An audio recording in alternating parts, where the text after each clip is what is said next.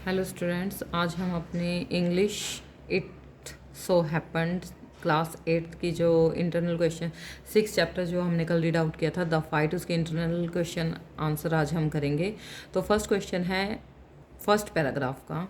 In what way is the forest pool different from the one which Ranji knew in the Rajputana desert. कि जो new जिस pool को जानता था जो कि राजपुताना डेजर्ट में था, वो किस तरह से डिफरेंट है फॉरेस्ट वाले पूल से। In Rajputana desert the pools were sticky and muddy. जो राजपुताना डेजर्ट में पूल था वो स्टिकी और मडी था, मिट्टी से भरा हुआ था। इन दैट पूल, तो ये जो राजपुताना डेजर्ट में पूल था वो स्टिकी और मडी था। In that pool women washed clothes और बफलोज वेलोड। और इसी पूल में जो वुमेन थी वहाँ की अपने जो क्लॉथ्स हैं वो वॉश करती थी, और जो बफलोज थी, भैंस वगैरह थी, वहीं पानी पीती, नहाना वगैरह वहीं होता था। But forest pool was cold, clean and inviting. लेकिन जो फॉरेस्ट का पूल था बिल्कुल कोल्ड, बिल्कुल ठंडा पानी था, क्योंकि हिल में था, सेमी हिल एरिया था। क्लीन वाटर था, जैसा कि बताया गया था कि पेबल्स भी उस वाटर की बॉटम में जो थे वो दिखाई दे रहे थे, जो पत्थर होते हैं वो दिखाई दे रहे थे ऊपर से ही। एंड इनवाइटिंग, और कोल्ड और क्लीन था तो इनवाइटिंग तो होगा ही, ऐसा मन करता था जैसे उसमें उसी टाइम जंप लगा दो। सेकेंड क्वेश्चन है the older boy asked Ranji to explain himself. जो ओल्डर बॉय था वो रंजी को कहता है, अपने आप को एक्सप्लेन करता है। First, what did he expect Ranji to say. तो वो क्या एक्सपेक्ट कर रहा था रंजी से। The older boy Suraj expected Ranji to say sorry. तो ओल्डर बॉय ये चाहता था, वो जो सूरज था, कि रंजी उसको सॉरी बोले। Was he in your opinion right or wrong to ask this question. क्या वो अपने हिसाब से वो राइट था या रॉन्ग था। He was wrong to prevent Ranji from using the pool. तो वो गलत था क्योंकि रंजी से वो बचाना चाहता था अपने पूल को। क्यों वो चाहता था कि पूल में रंजी ना आए, because pool was common property. क्योंकि जो पूल है वो तो कॉमन प्रॉपर्टी है, इसलिए वो जो सूरज था वो रॉन्ग था। नेक्स्ट क्वेश्चन है हमारा, between Ranji and the other boy who is trying to start a quarrel, give a reason for your answer. Ranji और अदर बॉय सूरज के बीच में जो फाइट होती है, उन्होंने लड़ाई करना स्टार्ट कर देते हैं वो, तो उसका रीज़न बताना है। The other boy Suraj starts the quarrel. जो दूसरा बॉय है वो सूरज जो है वो स्टार्ट करता है आपस का झगड़ा। He asked Ranji to run away from the pool. वो रंजी को कहता है कि तुम यहाँ से भाग जाओ। Then we will have to continue the fight said the other. तो दूसरा कहता है कि चलो हमें कंटिन्यू करना चाहिए फाइट को। तो नेक्स्ट डे भी, what made him say that. तो ऐसा उसने क्यों कहा। Suraj spoke these words to Ranji. Suraj ये वर्ड्स रंजी को कहता है बिकॉज ही वॉज टायर्ड, क्योंकि वो थक जाता है, but refuse to accept defeat. लेकिन वो अपनी डिफीट को एक्सेप्ट नहीं करना चाहता। So he said him to continue the fight. So इसलिए उसने अपनी फाइट को कंटिन्यू करने के लिए कहा। Did the fight continue, if not why not. क्या फाइट कंटिन्यू होती है, अगर नहीं होती तो क्यों नहीं होती। No the fight did not continue the next day. नहीं, अगले दिन फाइट कंटिन्यू नहीं होती, because next day Suraj asked Ranji to teach him to dive. तो क्योंकि नेक्स्ट डे जो सूरज है वो रंजी को कहता है कि उसको भी अपने जैसी डाइव लगानी सिखा दे। एंड टू स्विम, और जैसे वो स्विमिंग करता है वैसी स्विमिंग सिखा दे। And Ranji agreed to become a wrestler with the help of Suraj. और रंजी एग्री हो जाता है उसके जैसे सूरज एग्री हो जाता है रंजी को उसके जैसा रेसलर बनाने के लिए। नेक्स्ट क्वेश्चन है हमारा पैराग्राफ सेकंड जो है, कॉम्प्रीहेंशन चेक जो सेकंड है वो स्टार्ट हो जाती है। उसका फर्स्ट क्वेश्चन है, what is it that Ranji finds difficult to explain at home. क्या चीज़ रंजी को डिफ़िकल्ट लगती है घर पे एक्सप्लेन करने में। Ranji had several cuts and injury marks on his face. Ranji को बहुत सारे कट और इंजरी हो जाती है उसके फेस पर और उसकी आर्म्स पर। All this he finds difficult to explain at home. ये सब वो अपने घर पे एक्सप्लेन करना उसके लिए डिफ़िकल्ट हो जाता है। Ranji sees his adversary in the bazaar. Ranji अपने एडवर्सरी, अपने एनिमी को देखता है बाजार में। What does he wish to do. तो वो क्या करना चाहता है। At first Ranji wants to turn away and look the other way. Ranji जो है अपने फेस को मतलब दूसरी तरफ करना चाहता है, दूसरी तरफ टर्न अवे करना चाहता है और वो दूसरी तरफ देखना चाहता है। His second thought was to hit his enemy with the bottle of lemonade. और दूसरी थॉट आती है उसमें कि वो अपने एनिमी को लेमनेड की जो बोतल है वो फेंक के मारे। What does he actually do and why. वो एक्चुअली क्या करता है और क्यों। He actually stands his ground and वो मतलब वहाँ पर खड़ा रहता है एंड ओनली स्कोल्ड और स्टेयर उसकी तरफ घूरता रहता है एट हिज एनिमी, अपने एनिमी की तरफ। Ranji is not at all eager for a second fight. Ranji दूसरी फाइट के लिए ईगर नहीं होता, नहीं लड़ना चाहता वो। Why does he go back to the pool then, फिर भी वो पूल पर क्यों जाता है अगले दिन। Ranji decides to go back to pool again for his self respect. जो रंजी है वो डिसाइड करता है कि पूल पे जाने के लिए अपनी सेल्फ रिस्पेक्ट के लिए। बिकॉज इफ़ ही सरेंडर्स, अगर वो अभी सरेंडर कर देगा बिना फाइट के, now he will be beaten for all the time, और हमेशा के लिए वो पिटता रहेगा।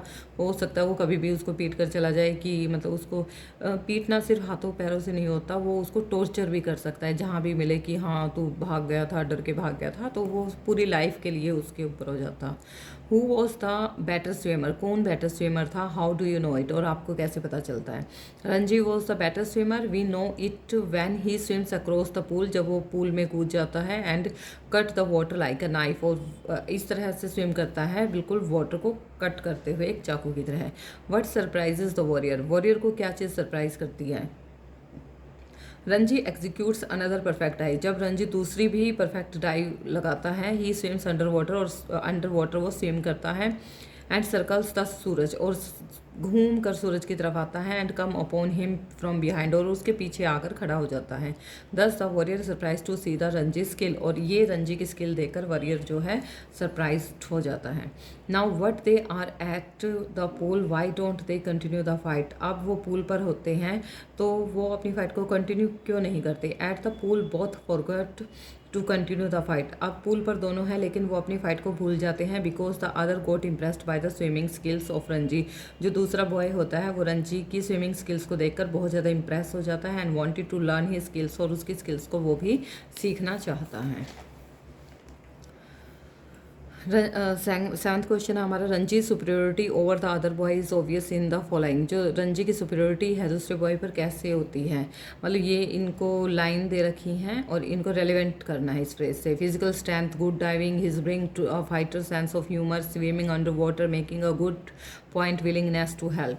तो because Ranji was good at swimming, क्योंकि वो बहुत स्विमिंग में अच्छा है, डाइविंग में अच्छा है, उसमें विलिंगनेस है हेल्प करने की दूसरों को, and has good sense of humour भी है उसके पास। What according to you makes two adversary turn into good friends in a matter of minutes? Explain it as you have understood it. तो आपके अकॉर्डिंग क्या चीज़ें दोनों एडवर्सरी को, दोनों एनिमीज़ को अच्छे फ्रेंड्स बना देती हैं एक ही मिनट में, तो कैसे ये चीज़ें समझते हो, इसको एक्सप्लेन करना है। Ranji and Suraj, two adversaries turn into good friends in a few minutes for a couple of reason, कुछ रीज़न है इसकी। Both were tired of fighting, दोनों ही पहली बात तो फाइटिंग से टायर्ड हो जाते हैं। Suraj wanted to learn diving from the Ranji, और सूरज जब रंजी की डाइविंग देखता है तो वो उससे डाइविंग सीखना चाहता है। And Ranji wanted to be stronger like Suraj, और रंजी सूरज के जैसा स्ट्रॉन्ग बनना चाहता है। तो दोनों ही अपनी अपनी स्किल्स में अच्छे होते हैं और दोनों एक दूसरे से कुछ ना कुछ सीखना चाहते हैं। The fight, textual question answer आ गए हमारे। क्वेश्चन फर्स्ट है टेक्सचुअल का, is fighting the only way of resolving differences of opinion, what else can be done to reach a mutually acceptable settlement. क्या दोनों के ओपिनियन में जो डिफरेंस था उनको रिजॉल्व करने का सिर्फ फाइटिंग ही था एक तरीका, या फिर वो अपनी सेटलमेंट को एक्सेप्ट भी कर सकते थे, म्यूचुअली एक्सेप्टेबल भी हो सकती थी उनकी settlement. No, fighting is not the only way of resolving the matter, सिर्फ फाइटिंग ही एक मेथड नहीं था उनके मैटर को रिजॉल्व करने का। They could start a dialogue with cool mind, वे अपनी बात को आराम से भी स्टार्ट कर सकते थे। In case of failure of acceptance they can appoint a middleman for settlement, और अगर वो फेलियर हो जाते दोनों एक दूसरे से बात करने में, तो एक मिडल मैन को भी अपनी सेटलमेंट के लिए अपॉइंट कर सकते थे। Have you ever been in a serious fight only to realize later that it was unnecessary and futile? Share your experience views with other frankly and honestly. अब एक सीरियस फाइट जो है, क्या आपने ऐसी फाइट देखी है, क्या ये आपको अननेसेसरी लग रही है, अपना एक्सपीरियंस शेयर करना है आपको।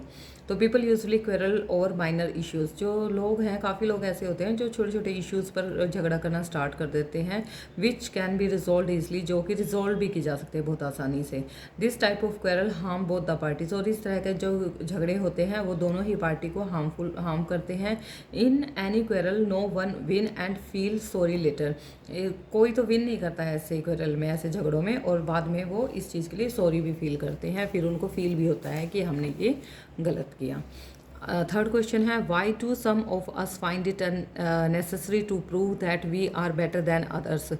कई बार ना सभी एक दूसरे को ना प्रूव करने लग जाते हैं कि मैं बेटर हूँ, मैं बेटर हूँ। Will you be amused or annoyed to read the following sign at the back of the car in front of you.